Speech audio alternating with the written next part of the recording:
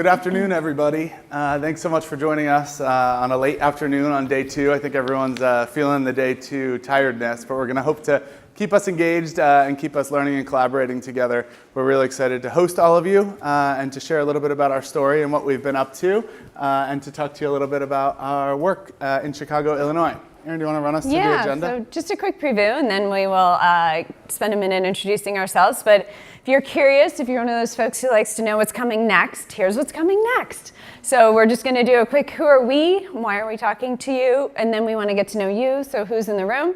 We're going to talk a little bit about why we should engage teachers as designers and innovators, and then we'll give you an example of how we do it. So what is our process to engage innovators and designers? And Scott will provide some nice color and background as a case study for what their network does as well. And then we'll have some time for Q&A. Oh, there I am. That is giant. All right, well, hello, I'm Erin, if you can't see it. I'm Erin Figula. I'm the Director of Professional Learning at Leap Innovations. And Leap itself is it's a nonprofit organization based in Chicago, Illinois. Some of you may have heard our CEO, Phyllis Lockett, speak on some panels already at ASU GSV. But we are really focused on working with educators in Chicago to transform their teaching and learning models in schools so that we're really personalizing learning for our students. So we're really looking at what do our students need, what are their strengths, what are their interests, and then how do we really think about giving them what they need to make sure that we are reaching their full potential and helping them reach their full potential. Hi, everybody. And there's Scott's handsome face. Nice and giant. Scott Frauenheim. I am the proud CEO of Distinctive Schools. We are a nonprofit school management organization in Chicago, Illinois, as well as in Detroit, Metro Detroit. We manage currently 6 campuses across Detroit and Chicago, and we've got a pretty aggressive growth plan to impact more students and to reimagine and bring innovation to current and new schools over the next 5 years. Currently serving about 2,600 students with a goal to reach 8,000 to 10,000 students in the next 5 years. Doing really exciting work based on and rooted in culture, ensuring teachers have voice in everything that we do. They're at the table with every decision that we're making. For teachers, by teachers, with teachers is our mantra that we like to celebrate constantly with our staff to make sure that culture is driving true innovation and change in our buildings.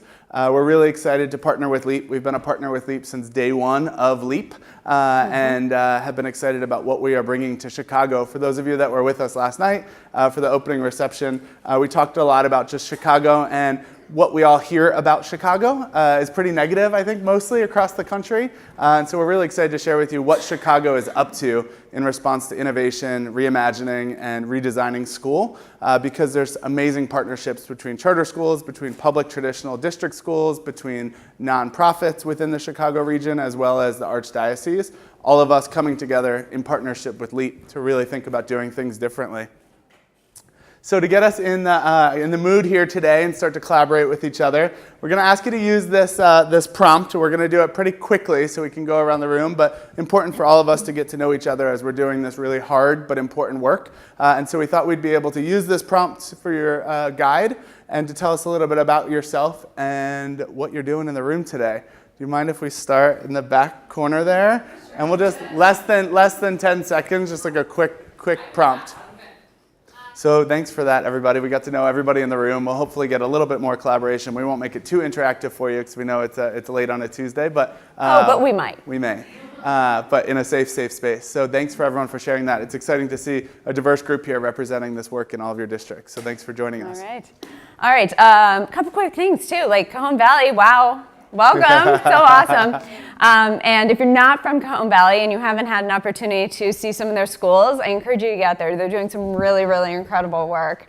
I've had the opportunity to go into some of the schools a couple of times here this year, and it's just really great to see some of the really amazing work they're doing, especially around the world of work stuff. So if you can get out there, please do so. And one more shout out to my friend Jocelyn here in the back from Turnaround for Children. If you're not familiar with Turnaround's work, take a few minutes to either talk to Jocelyn or get to know what they're doing. Pam Cantor is one of the leaders of their work, and so you may have heard her during some of the sessions at ASU GSV. And I guess that would be yesterday and today.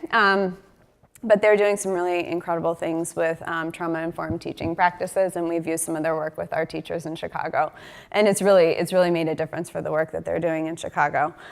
So those couple of shout outs aside, we want to talk about why we should engage teachers as designers and innovators. And I think probably all of us are here in this room because that's what we want to do, but there are some whys behind it. And so if you're ever in a situation where you might be encountering some resistance from anyone, right? It could be the community, it could be your admin teams, it could be the district level, whatever it is. There is some research to support it as well. And so we just want to share that with you really quickly. And in the middle of your tables, you have a little note catcher if you're interested in taking some notes. It has some of the information on it here as well. It also has some of the activities that we're going to be doing within it, so you can feel free to grab that.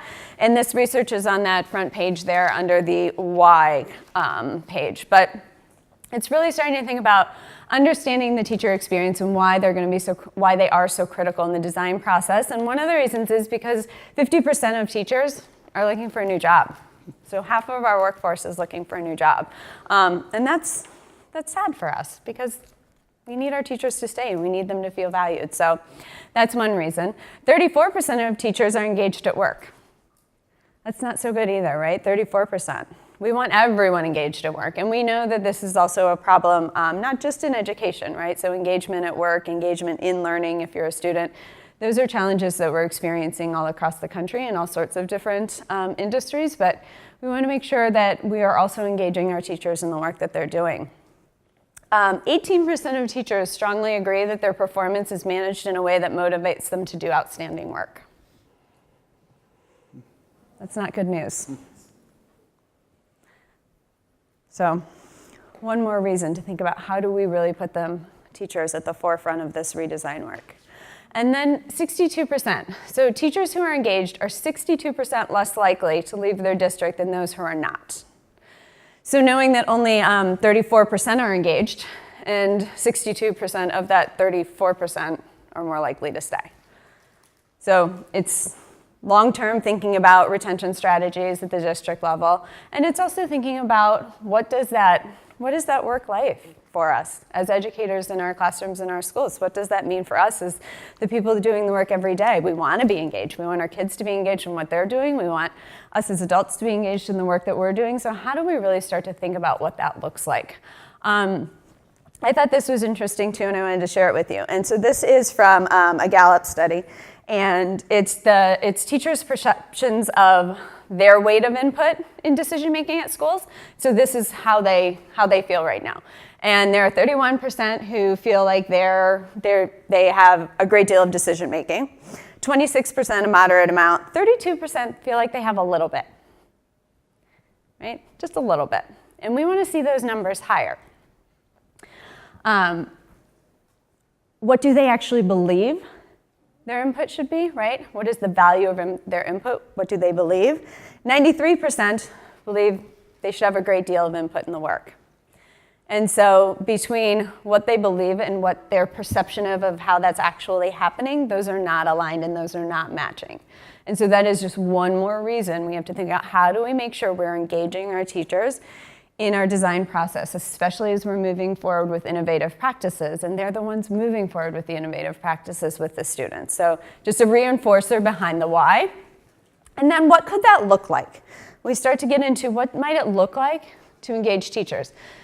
This is from the Gates Foundation study, Teachers Know Best, and this is what teachers say about the ideal professional development experience. So what does professional development look like for teachers if it's an ideal learning experience?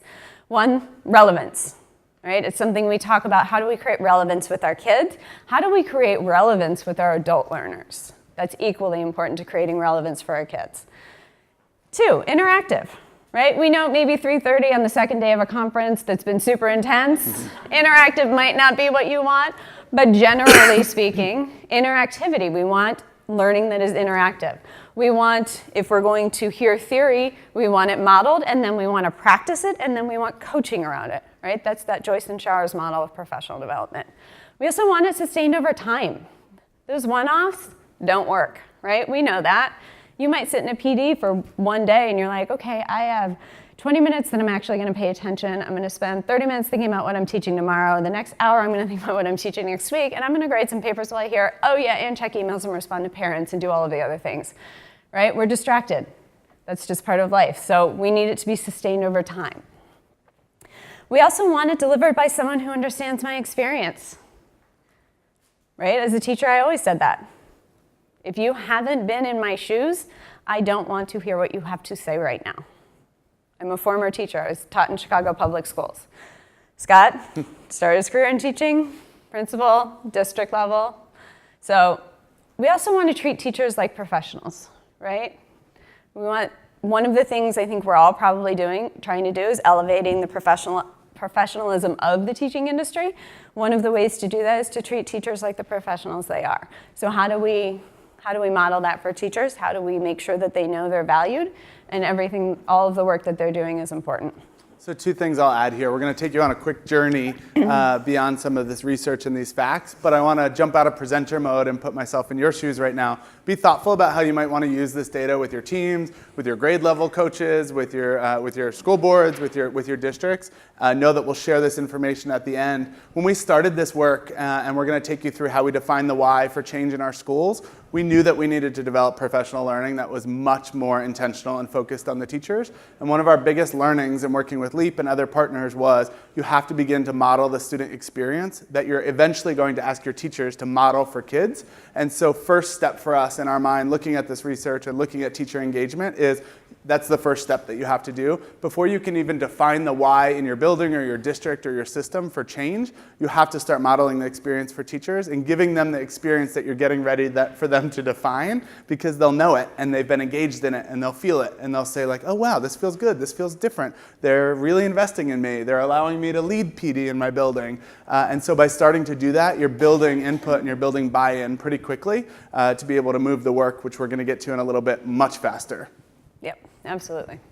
So what does this look like at LEAP? What does our PD look like? So LEAP built a framework, and the framework is built for the student experience. And it's how do you personalize learning for students? It's built on these 4 big core components of learner-focused, learner-led, learner-demonstrated, and learner-connected. So it's getting to know your kids and ensuring your kids know themselves. It's all about agency and ownership and learner-led. Learner-demonstrated is moving toward that competency-based progression learning model, and then learner connected is transcending the classroom, right? What happens outside the classroom is connected to what happens inside it and vice versa. And so we very much built this for teachers to personalize learning for their students. And then one day we said, well, why aren't we doing this for our teachers? Right? We're teaching our teachers to do something for our kids, but we should also be using it with our teachers. And so our professional learning is really based on this framework as well. And so we do a lot of the modeling. We try to create the experiences around personalized learning that we would want teachers creating for their kids. And in very much the same way you would see in a classroom, it's also scaffolded to become more and more independent, and so they have more and more ownership as they move through our programming. So we want to make sure we're very much modeling what we would expect to see in a classroom. As we think about the work, for those of you that have done personalized learning or you've done innovation in your school or your district and you're saying like, we need 2.0 or we need 3.0, that's where Distinctive Schools is finding ourselves right now. We had an initial cohort that went and reimagined all of our schools, and then we opened some new schools after all of that learning took place. And so we have all of these new team members that are like, this is really cool when you guys talk about this oral tale of all the development that you had, but what about us as new members to your team, as well as new teachers? We know that turnover unfortunately happens across our districts and our schools, and so as we're bringing new teachers into this work, being really intentional and thoughtful about how we're developing people along the way and building a continuum and entry points for folks. And so we've done this a few different ways with the support of LEAP. We've built a really strong mentoring program, and so our 3-year, 4-year veterans that have been part of the personalized learning journey since 2016, they are now our mentors. So they're onboarding our new teachers during our New Teacher Institute. They're helping us do year-long mentorship and support, in-classroom support alongside our instructional coaches, and they're supporting the new teachers with their entry point. We're doing a lot of undoing from higher ed. I'm sure many of you are too. This is what a classroom looks like in our distinctive network, and it's going to be very different than maybe your student teaching experience or your higher ed experiences. And so this quote here really resonates with us. It's from our principal, Colleen Collins, at our CICS West Belden campus. It was our Trailblazer front-runner campus. We had to learn our lesson the hard way. By the time we got to our third cohort, we thought we had the model pretty well figured out. Our process was different with them, more directive, less inviting of them to participate in shaping it, and that cost us. The lesson we learned was everyone needs to feel like they're part of the pilot. And so as we start to define some of the work that we're going to do in this room today and what we've done as a network, we realize that every year in our mind is a pilot. Every year we're going to iterate. Every year we're going to use best practice and new research to help us drive change. We're not going to throw the bathwater out, but we're going to add and layer on new things. So part of our hiring process now with our HR team is welcome to Distinctive Schools, a very iterative network where you need to be really comfortable with the uncomfortable, knowing that we're going to change and pivot for kids every single day.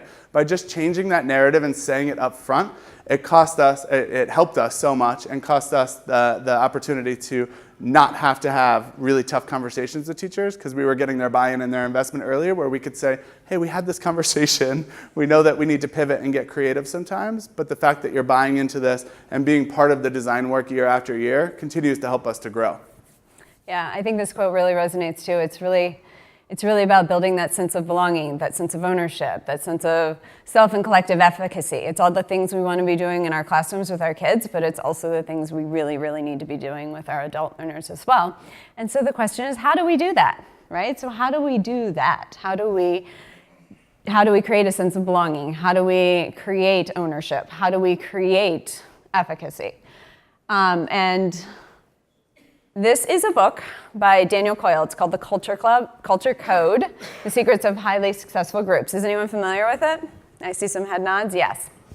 So we actually use Daniel Coyle's work in our programming with teachers. So one of our flagship programs is an 18-month professional learning program that includes instructional coaching for a year. So the teams come there, it is school team based, and they come to us and we spend 5 months really working on building team, so building that pilot team through this work, really talking about what is currently happening in our classrooms and schools and what are the root causes behind it, and then what are we going to do about it.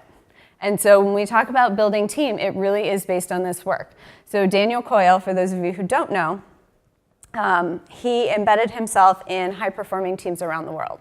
So it's things like Navy SEAL Team 6, IDEO, KIPP schools, and after his experiences, he came out with 3 key skills that each of those groups had. And it's these 3 key skills. It's building safety, sharing vulnerability, and establishing purpose. So you're probably sitting there going, yeah, but what does that mean for school? Right? What does that mean for the work we do at school? These 3 things need to exist in our schools too, not just for our young people, but also for our adults. And so when we start with building safety, maybe, there we go. We're really talking about culture. So when we talk about building safety with our teams, we're talking about building culture. What is that culture where everyone can feel safe and connected? So how do we build that sense of belonging within our schools and our communities? This is one of my favorite quotes from Brené Brown. I love her work, and it's really all about being hardwired for connection. From our mirror neurons to language, we are social species, and in the absence of authentic connection, we suffer.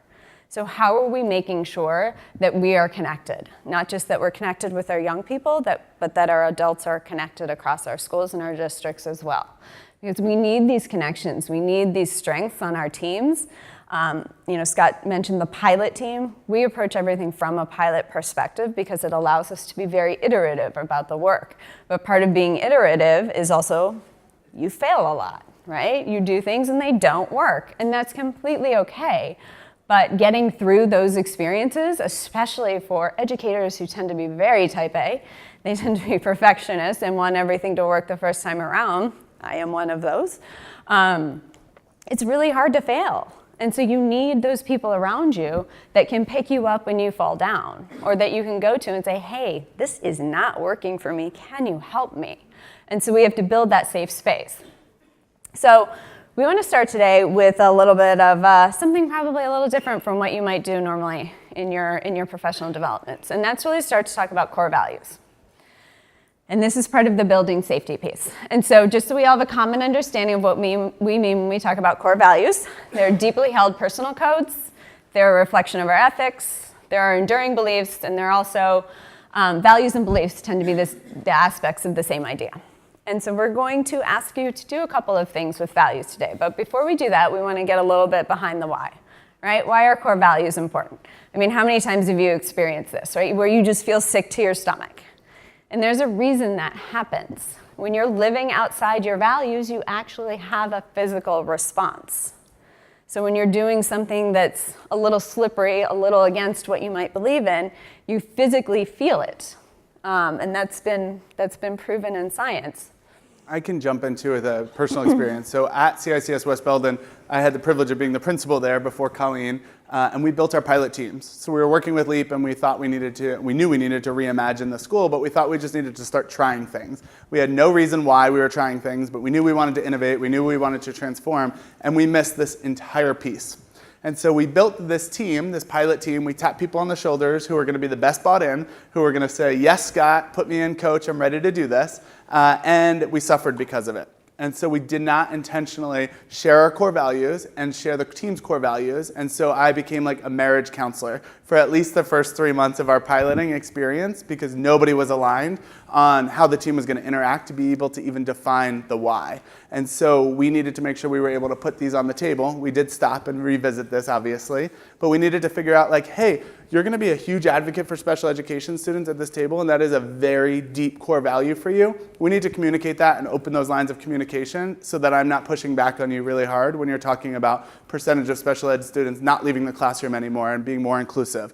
Another one was an equity lens. We all had equity lens as our deep core value, and so by the time we were getting ready to design, we could push each other and actually have really authentic debate, because we all knew that we agreed on equity, and we needed to push each other to get there. And so this activity is hopefully able to help you think about your own personal values as you're leading this work, because you're going to have so many big ideas as leaders that you just want to go back and do tomorrow. Without building the core values and the relational trust with the teams that you're going to be leading, or the districts you're trying to convince, or the networks you're trying to implement or open, you really need to be thoughtful about how you're showing up to this work as a leader. And I had to stop and pause probably like 50 to 75 times in just year one, because my core values were coming out so strong without communicating them to my team. And so we think that this is really, really, really important before you can do anything with the team that you're getting ready to select. Yeah, and the other side of this is what happens when you're living within your core values, right? They're a source of strength. We experience that as feelings of integrity when we are doing things that are aligned with our core values. And then it's also really good for us. It's a healthy thing to live within your core values, to be aligned, to do things that are aligned to your core values. It's really good for your immune system. So, hey, we can be healthy at the same time as being just really having a lot of integrity to what we believe in. The other thing is about, managing up your core values. So how are you getting district support? How are you getting superintendent support? How are you getting leadership support from the person that you potentially report to or is going to be a decision maker from you? What I love about LEAP is like they don't engage with you at all unless there's a decision maker at the table alongside teachers, but the power of both is super important. Identifying your core values and being able to practice articulating them so that you can manage up was one of the most powerful solutions to getting buy-in from everybody up top that I needed to help move this work at my school or my campus. And so when I was able to authentically talk about my core values as my strength, but also open them up to the experience of asking my board members and my district leaders about their core values, it helped me align to what we were getting ready to implement at the school level. Yeah, so we're going to take you through a process, just a little interactivity right now to identify our top 3 core values.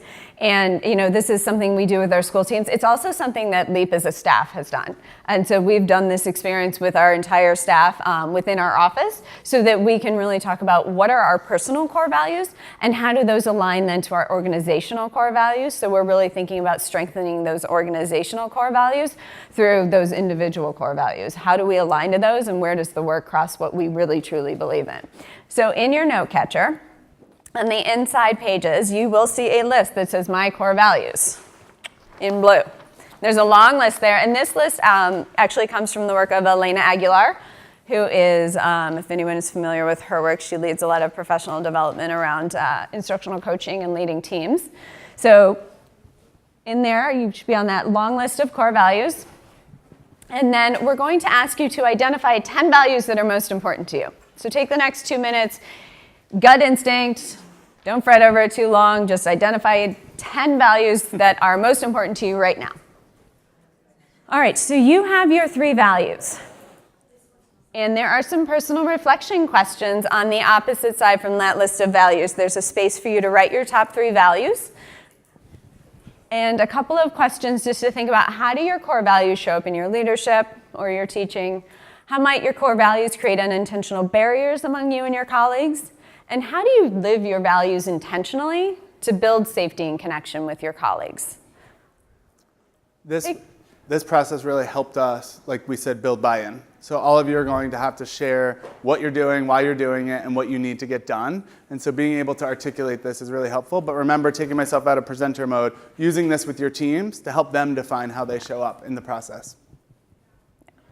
So just take a couple of minutes. If you don't want to write down the answers or you just want to think about it, that is absolutely an option. But take a couple of minutes just to reflect on your values, and then we're going to ask you to do something else with them. Okay, let's just, we'll ask you to do just a quick turn and talk with someone next to you. You can talk about the reflections that you have, or we have some prompts up here if you're interested in these. How do your core values influence or impact our professional lives? And why is it important to know and understand the values of our colleagues? So just grab a buddy, an elbow buddy next to you, and just have a quick chat about values, your core values, values in general, values of your colleagues. This might be helpful, too, for you to practice your pitch. All right. Thank you for engaging in this discussion. Please thank your discussion partner. And we are going to move into the next key skill that Daniel Coyle identified in high-performing teams, and that's sharing vulnerability. And so when we talk about vulnerability, we're not really, in a professional setting, we're not really talking about the super touchy-feely stuff, right? We don't want you to go and share your entire life story with everybody you work with. Unless you want to and that's your personality, then go for it. But when we talk about vulnerability, we're really talking about trust. And we're talking about the fact that vulnerability precedes trust, right? So it's kind of that chicken and egg thing where you want to be vulnerable with people that you already trust, but to develop the trust, you actually have to be vulnerable with them. So we have to think about how do we build that trust with them, and why is it so important in the work that we're doing in our schools. And this idea of relational trust in schools and in school improvement really comes from work from Tony Brake and Barbara Schneider from a number of years ago. So this was research that was done in Chicago in 2003. And Brake and Schneider studied 400 Chicago elementary schools, and it was all about showing that social trust improves much of the routine work that happens in our schools. And it's a key resource for reform. And so obviously this was in the era of reform, and what we are talking about now is really transformation, right? We're asking our teachers to transform their teaching and learning models. And so if trust was super important for reform, think how important it's going to be for transformation. Right? Because it goes back to that idea of when things don't always work out, when we're in an iterative process, who do we go to for help? How do we have that trust on our pilot teams where we can come to them and say, I need you. And you are okay being vulnerable with saying, I need you. And so relational trust, just for clarity of what it is the confidence that colleagues will do their jobs and will take the time to help each other. And how important is that idea of relational trust when you're working with colleagues, right? You want to know, you want to believe that they will do exactly that. So we did a lot of this with our pilot teams, and so we brought them together. We brought diverse groups of teachers together, and we said, hey, we're going to reimagine. We're going to start small, and we're going to start with a small pilot and prototype. And we're going to get to the why in a minute of why we did it. But we said to those teams, hey, I'm going to tap you on the shoulder. I'd love for you to get bought into this. And we had some teachers that said, hell no, you're absolutely nuts. This school isn't for me probably if this is the direction you're going. We had some that said, yes, I'm like totally in. Can I just watch it for a year in the pilot classrooms? And I promise you I'll adopt next year. And we had a few that were like, put me in. I'm ready to do this with you. I'll work 14 hours a day with you to make this dream come true. And once we identified who those people were, we had to build relational trust. They needed to know from me as their school leader that I had their back, that they could take risks, that I was going to design with them and not for them, that I could put some pretty strong norms in place of like, we still have to hit our accountability targets, by the way. We're going to go take tons of risks, but that's going to be one norm that we're going to ground ourselves in this relational trust. And then I had to go to my board and say the same thing. I had to say, I just promised my teachers that I would have their back. Will you have mine? And that relational trust building is so key. Otherwise, you're just trying to innovate with nobody trusting each other and nobody willing to take the risks with you because they think that they're going to get fired for their performance or they're going to get fired because they brought all this fun, fancy furniture into their classroom, but they don't know why. So this relational trust period was really, really important. So we've talked about professional learning now and how we flip that for teachers. We've talked about the relational trust that needs to happen here. And we've also talked about some of the code and the values that need to drive this relational trust happening next. Mm-hmm. And so in your note catcher, you see the 4 components of relational trust. Sometimes those help us understand just how we respond differently to how we develop trust amongst colleagues. So it's good to take a look at these and think about what resonates most with us might be very different from what resonates with our colleagues, and then how do we come together and still build those trusting relationships? So how do we develop common understandings of each other, right? And that can go back to our values. It goes back to having those conversations. And this is all about being able to have those really challenging conversations that we need to have about what's currently happening in our classrooms and schools so that we can unpack that and move forward from there. The last key skill that Daniel Coyle identified is establishing purpose, right? And it's that shared goal. What is our shared goal? So as a pilot team doing innovative work, what is our shared goal? Scott mentioned we have to hit our accountability targets. That's one goal, right? That's the world we still live in, but we have lots of other goals. So what is that shared purpose that we're developing? And some of the way that we do this work with our teams is based in Simon Sinek's work of Start With Why. And so it's really going deeply into your why. We actually take teams all the way back to why did you become a teacher? Why are you doing this work every day? Why are you still a teacher, right? And so how do we take those whys, which are truly our beliefs, those I believe statements, and come together as a team to start to identify our team why? Because our team why is going to create our vision for the work that we want to do. It's going to help us articulate and unpack what does our why look like, sound like, and feel like in practice. And lots of times those are aspirational practices, and that's what we want to see because those are the things that we're working toward. So 4 or 5 years ago, I came to my first GSV as a principal, and I went back to my school, and I was like, I want multi-age classrooms, I want competency-based progression, I want to go one-to-one, I want to do all this crazy stuff. And I had good mentors and leaders that reminded me that I needed to start with my why. And I really needed to be able to now, having my core values and my beliefs around relational trust with my staff, I needed to be able to help my staff define the why. And it wasn't my why, it was our staff's why. And more importantly, it was our students and our community's why. And so the next step of this design process is really defining the why, with and not for.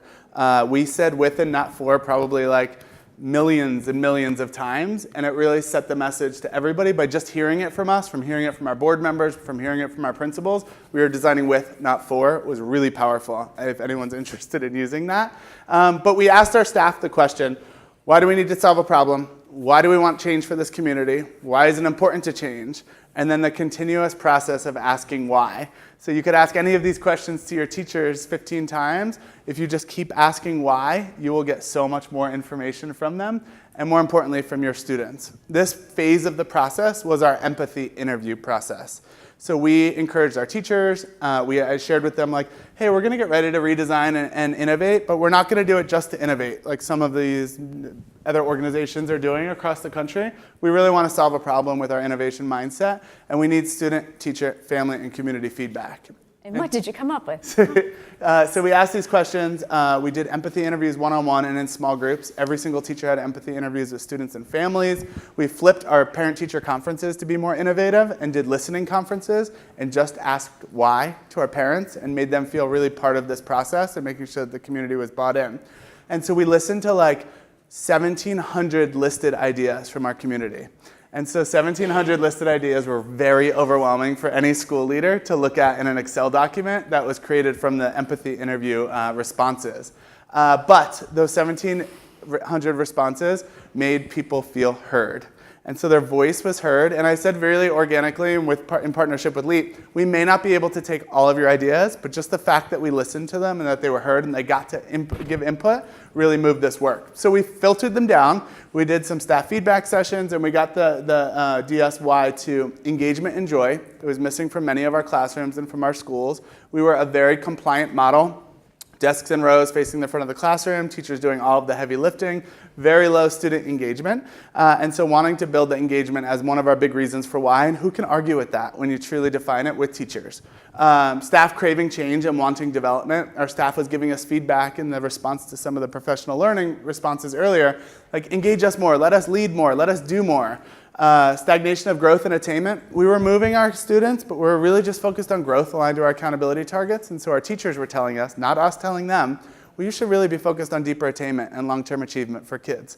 And then SEL and biliteracy. So really moving the social emotional learning work in our campus, moving from a very discipline-focused structure to more of a positive discipline focus using our social emotional learning framework. And then bringing biliteracy into our model to ensure that all of our EL students had an amazing bilingual program across our network and changing the future for our kids. Nobody could deny that one in making sure that they were heard and felt part of the process. All right, so you have a choice. You can think about what your why is on your note catcher, or there is a question at the bottom about living your why. And if you think of a day that went really well, and think about what are those elements that made it go so well, and how does it connect to your why, right? So how does your why actually happen on a daily basis? What does it mean to live your why? Take just a minute to go into your why, because it will help inform the next phase of this process. So why do you do what you do? All right, so one example of the ways that we do this, Scott is actually going to lead us through kind of his process of what they did at Distinctive, especially in the early days. But it all goes back to our framework as well. So I mentioned that we try to really live our framework with our adult learners as well. And we use a design thinking process. This one comes out of the Stanford D School. I'm sure you're all familiar with it. But we also use this design thinking process across our programming with our teachers. We don't do it in rapid cycle. We actually do it in kind of a slow moving cycle where we move through each of the phases in a really slow and intentional way. Our Empathize phase is really all about getting our teachers to shadow their kids. And so we ask all of our teachers to go and shadow kids for a day, and then we have them come back and we unpack it. And we have them do an empathy map with it. And that shadowing experience of what's really going on with our learners in our schools is what drives their work moving forward. It's a really great opportunity to get everyone just to see what it's like to be a kid in their school for a day. Moving into the define phase, which is really about defining that grand challenge. What is the grand challenge that team is working toward for their pilot year? And lots of times that's really about student engagement or lots of other SEL type experiences. How are we building deep relationships with students so that they are ready to learn? And then we're moving into the ideate, prototype, and test, and that's really where our framework comes into play. And really thinking about what are the new strategies we're going to try. And just like we would with our kids, we have teachers pick one strategy to start with. We want you to try one thing differently between now and our next session, which is typically 3 to 4 weeks apart. And then we have them come back and share those experiences, so they're really starting to think about how am I developing those reflective practices? How am I identifying what's really working and what I might want to do differently or the things that didn't work? And that's also a good model for how we approach our work with our kids. How are we helping our kids develop those really strong reflective practices and identifying what's working and what isn't working for them? So again, really trying to model for our teachers what we would want them to do with our students. Scott's going to take it away from here. Okay, so this is my favorite part. I get so nervous that we copyright this because we went and stole the Stanford Design School's design thinking framework and then adapted it. Don't tell them. But we think that empathy needs to be across the entire process and throughout the process, and that students and teachers and community members and families need to be part of the design thinking process. We can't just listen to them in the beginning and then just hope we can design for them throughout the process. And so our empathy interviews continue, our listening conferences continue with families and with students throughout the entire process. As we've done this, we started with empathy. I went into this a little bit earlier. But what do teachers need and what do students need from us? And like I mentioned, culture is really important to us. We want to make sure that our staff feels super valued and that the equity is a major part of our work. And so allowing teachers and students to be able to have empathy interviews. We have empathy interview surveys and questions. If anybody wants them, we can share them with you. We had them developed by Leap and with Leap, as well as Transcend, another national organization doing some of this work. Once we were able to collect all that feedback, teachers heard it for themselves. So it was no longer us as leaders in this room or teachers in this room trying to convince each other. The teachers had just heard from families and students with guiding questions to be able to say, oh my gosh, we need to change for kids. They need something so dramatically different or drastically different from us as educators and as schools. And so by just hearing it themselves, it helped me and us so much move the work pretty fast. And this is where we created our problem statement. So we listed those problems that Distinctive was solving for on an earlier slide: student engagement, low stagnation, and growth. But this is the process that we went through. There's an amazing Apple video on defining your why. If you haven't seen it yet, watch it and watch it with your staff. It helps you really boil and filter down to what are we trying to do, what's keeping us up at night, and what needs to change immediately based on the feedback from our students and the knowledge we have about our school. From there, we moved into the ideation phase. This was so fun. We took our pilot teams and we went on a summer retreat and we just ideated like there was no room for ideation anymore. We watched the Moonshot Thinking video, if anybody's seen it, to get us really inspired and charged up on YouTube. And we said there are no barriers to reimagining your classroom based on the feedback that you just heard from your families. In our example, we picked a few different pilot classrooms. We were just going to do a 3rd and 4th grade pilot because we thought that that's where we just needed to focus. We had questions like, oh, special education students aren't going to be in the pilot because we might not be ready to meet their needs yet. And then we slapped ourselves in the face and we said, no, if we're going to design for all, we need to figure out how to do it with all in these classrooms and in our school. And so that was one example of how equity showed up through our core values to push our team to push each other better for making sure that special education students were involved in the pilot. We also started to build a sideline effect through ideation. So we had this pilot team that were tapped, but they opted in, and they were designing and reimagining and thinking about their schedule differently and thinking about 120 minutes of common planning time every single day in the ideation phase, which terrified us as school leaders because we were like, how the hell are we going to make that happen? But this ideation started to build the sideline effect of like teachers being like, wow, this is so cool what's coming. This is so cool the experience those pilot teachers are getting in our school, and literally looking through the doors of their classrooms throughout this entire process to be like, I want to be part of that. That's something that seems cool. Kids are excited to go into those classrooms every day. The relationships have never been stronger between teachers and students in those classrooms. And so ideation led us to a very different student experience. Our flexible learning environments emerged. So we reimagined our classrooms where there were no longer 28 desks facing the front of the classroom. There was flexible seating furniture. There was a 120-minute literacy block and a 120-minute STEM block. There were now enrichment opportunities that were electives that students got to opt into with some norms around it. But we really gave teachers the flexibility to design their dream ideation scenarios based on student, teacher, and family feedback. And we did 120 minutes of common planning time, 60 and 60 with a scheduling expert, putting lunches and enrichments for those pilot classrooms back to back to give those teams planning time with their SPED teachers, with their EL teachers, with their paras, all together at the table, co-designing multi-age classrooms where they all taught 56 or 75 kids at the same time. We took doors off the hinges of our classrooms because we're in an old archdiocese buildings. So just by taking the doors off the hinges, we created now these like labs and dens that the teachers got to name. It requires a lot of release of control. The ideation phase is most scary for school leaders because the release of control from school leaders is going to be terrifying, but allowing teachers to thrive and practice and try really helped us start to codify where we went next. And then we built our prototype. So we looked for expertise, we ensured the shared vision was there, we shared our core values with each other. We still fought like hell when things weren't going right. I remember a third grade teacher in the multi-age environment just sobbing to me one afternoon, being like, can we go to the storage unit and get my desks back, please?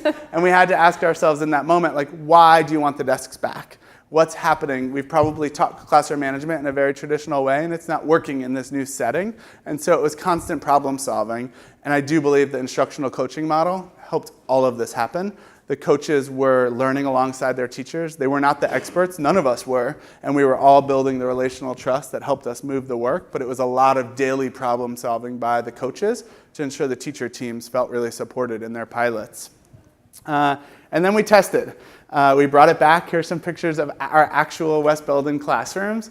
And kids thrived. And they were so excited to come to school every single day. Our performance in our pilot year outperformed our entire school, which helped us with our stakeholders, ensuring that our board and our district and network leaders had our backs and supported us in thinking about whole wide scale across our school, but then across our network. And so I think what's most important about this entire design thinking process is what we said earlier. If you're going to take an entire cohort through it from a new school this fall opening, you have to be prepared to take everybody through this, and everybody has to feel this experience if you want their continuous buy-in. And it's really hard to do, but through mentoring, through personalized growth plans that we have now for every teacher, bless you, and every leader, teachers are setting their own goals, like we're asking students to set their own goals in the classroom, and they're really leading a lot of the professional learning as we continue to grow. We're realizing that we are never going to be at scale. So in the beginning, we used to say, like, we're almost at scale. And then we realized, like, scale's never, ever going to happen. We're just going to constantly work towards, like, ongoing, ever-evolving scale because you're never there. You either have teacher turnover, you have adjustments in programs or products. And so that was something that we learned really early on. Quick overview, in our classrooms, we still have multi-age classrooms, we have longer instructional blocks, we have an instructional coaching and mentor teaching model, we have our enrichment electives, and then we have a really strong competency-based model that's built into working with Engage New York, Benchmark as our core literacy, Engage New York as our core math, and then the Summit Learning Platform in 5th through 8th grade. All came from teachers designing it with all of these national partners and local regional partners helping us to do it along the way. So that is a lot of our journey. I know it's very short, and we're totally willing to share resources or materials of things that we've done with our teachers and our staff, but also wanted to just be open to a few questions if people had them around like the nuts and the bolts or the execution of how we have learned from so many through inspiration visits and wanting to carry on the work that we've learned from so many to hopefully share with others.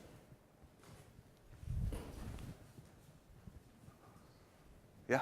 Is this something that you feel if you can do on a smaller scale, like on an out-of-school site within maybe like you have 4 or 5 teams really willing to work together, they wanted to blow up the box of how it looked, do something like this, and that would be your prototype. That's going to be your group that starts off, and then maybe you get another set, you have 2 more grade levels next year. So it doesn't have to be necessarily site-wide as long as everyone on that team that's trying it out is on board and they're all going to. Yeah. Shared values, relational trust, all of that, even if it's across sites, I think that's fine. I think realizing, too, that your pilot, what we learned from watching others, your pilot's not going to fit everywhere. And so if you do a 4 or 5 pilot, your middle school teachers are never going to have the same needs that your 4 or 5 teachers are going to do. So your 6th through 8th teachers actually need to redesign what their core values are, their relational trust, their why, or their design anchors, because they're going to be so different than 4 or 5. So you have to support each team and kind of where they are through the empathy phase all the way through testing. But it can be with anyone. And most of our schools start that way. They start with like a small core team that's just, and lots of times it's the early adopters that go first, right? The ones that are like gung-ho, put me in. And they start that way, and then they build the communities from there. So it's that idea of like nested communities where your pilot team is your community of practice, and then maybe you have a community of engagement where they're seeing things, and so they're trying it a little bit on their own. And then you have that outer ring that's that community of interest where they're just like, I'm going to stand by, I'm going to watch for a little while, like, cool, looks good. I'm going to see how you do first. But you're still, it's still very visible. So lots of it is also how do you make the work visible for those who aren't part of it? So they can at least see it, they can be a part of it without having to be a part of it. So it's not that closed door model. So it sounds, to me it's like a startup. You're just constantly reinventing. Just fairly curious how you got the energy level to sustain the length of the process and the fact that it's still ongoing. I never heard the end story. I'm assuming there's still change happening. Yeah. How are you able to get that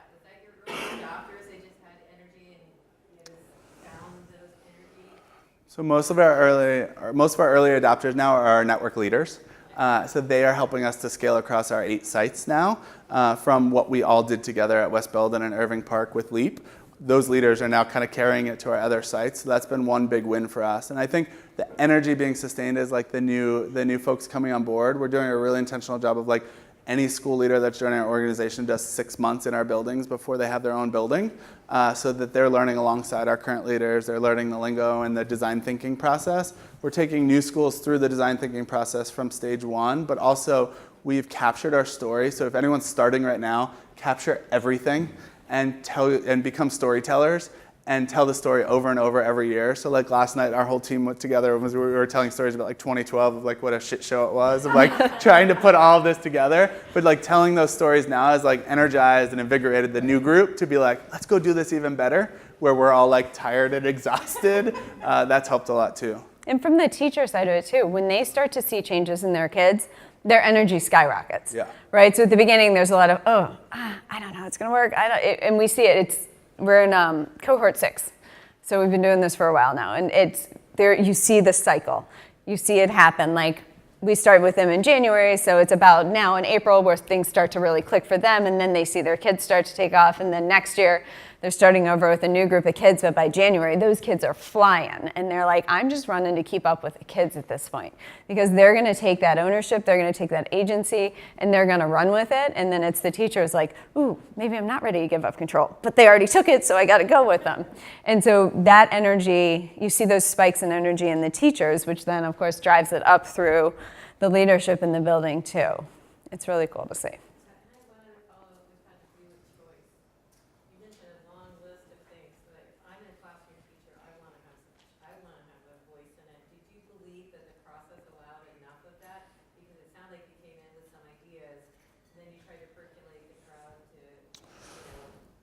We were lucky enough to have most of our ideas transfer through teachers grabbing a hold to them through like the ideation phase and the defining phase.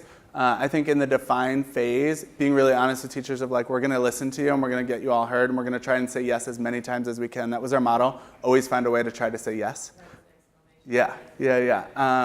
And so by always trying to find a way to say yes, it might have been like a teacher saying like, I only want to teach like in city landmarks across the city and no longer have a classroom. And we're like, actually that can't work, but let's build out a monthly field trip that we're going to invest in your budget line so that you can go on a trip monthly with your cohort. And so we were always trying to do a little bit of give and take to get people at least 50% away through to their idea. But that was hard. We got the buy-in that we needed based on the listening that we did. I don't know how deep it was. We haven't measured that really, but we've moved the work in the buildings based on the fact that like they were being heard and they were like feeling part of the design process and that there were always someone at the table making the decisions with us. Yeah, and some of our work with the teams too, they'll have that shared goal. So it's that big grand challenge, right? So it's the shared goal, but that looks different in each classroom, and that's okay. And so they might be doing different things in their classrooms, but they're both working towards the shared goal. That always way in service of. Yeah, that way we can have teams. Lots of times we have teams that are kind of grade band, but sometimes we have teams that are kindergarten teacher and 6th grade teachers. And those things look very different, but they're working toward the same goal.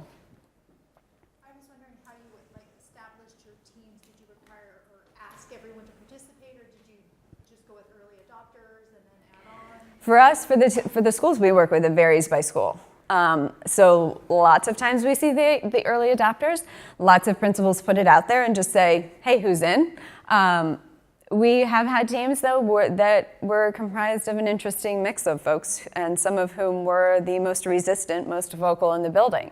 And the thinking was, if we get them on board early, they're going to be the drivers, right? So thinking about, too, who has the informal authority, right? Who has those leadership skills amongst your teachers that kind of secretly help teachers navigate things too, right? How do you bring them in early so that then they are also pushing?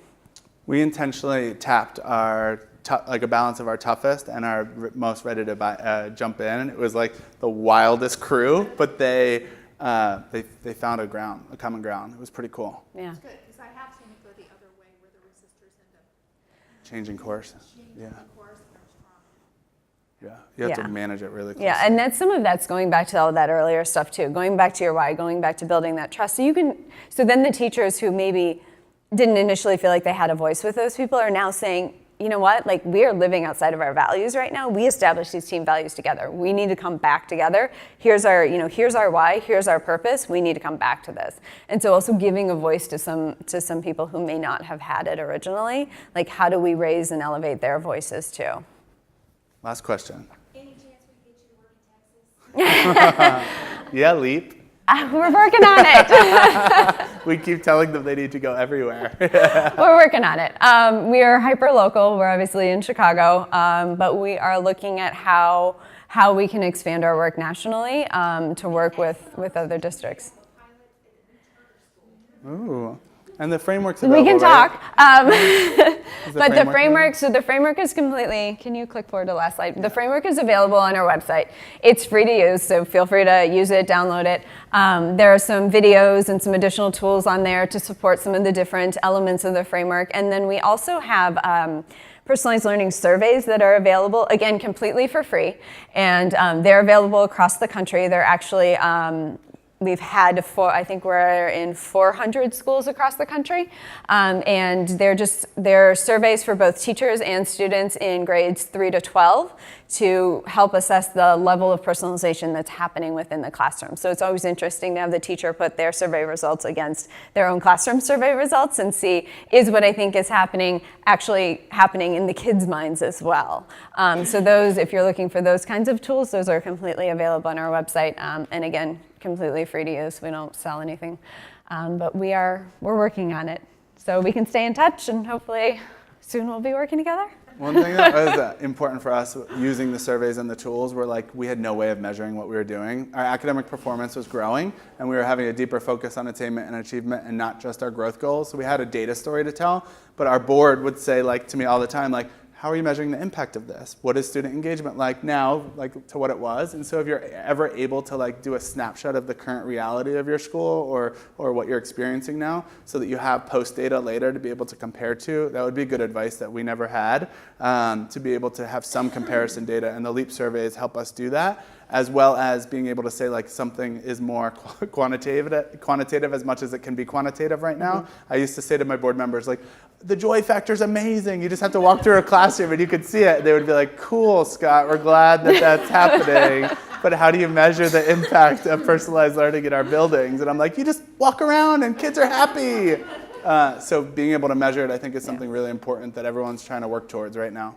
In those surveys, you don't have to use the framework for them to make sense either. Written in very common language. Cool. All right, thanks guys. Thanks for everybody. staying with us for this late afternoon session. We appreciate it. I know Andre Agassi was big competition. And in the sunshine. Like, honestly, He's we had a still out there, I conversation think. earlier. Like, Yeah. if only a small handful of people came, we were gonna take a little field trip and all go learn from him. I think he's still out there. Yeah. Thanks, Thank you. everybody. Thanks.